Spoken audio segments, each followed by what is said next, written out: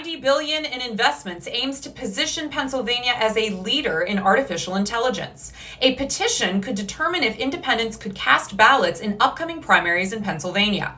This and more in the Week in Focus for the Pennsylvania Capital Star. First up, at the Pennsylvania Energy and Innovation Summit in Pittsburgh, Republican U.S. Senator Dave McCormick and industry leaders announced over $90 billion in investments aimed at making Pennsylvania a national leader in artificial intelligence. Governor Josh Shapiro also attended as protesters took to the streets around the campus to share their concerns over the harmful impacts AI may have on the environment and minority communities. The funding will support the state's energy infrastructure, open new data centers, and enhance workforce development. President Donald Trump highlighted the state's potential, saying it is reclaiming its industrial heritage and leading the AI revolution. Recent federal policy changes were also addressed. On July 4th, Trump signed the Budget Reconciliation Act, which repeals key components of the 2022 Inflation Reduction Act, including incentives for renewable energy and energy efficiency. President Trump also issued an executive order instructing federal agencies to roll back tax credits and regulations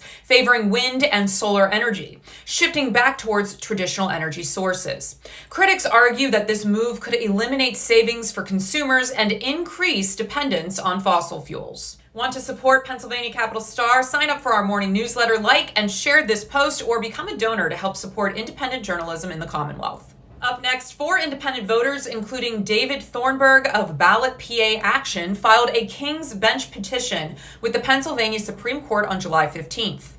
They argue that the state's closed primary system, which excludes about 1.4 million independent voters, violates the constitutional Free and Equal Elections Clause. Since many state and local races are effectively decided in the primaries due to partisan dominance, exclusion in those contests amounts to disenfranchisement. If successful, the ruling would immediately give independents the chance to participate in either major party's primary and allow the legislature to structure broader reforms. And finally, under President Trump's direction, the U.S. Department of Justice has formally requested full voter registration data and related election information from Pennsylvania and at least 8 other states.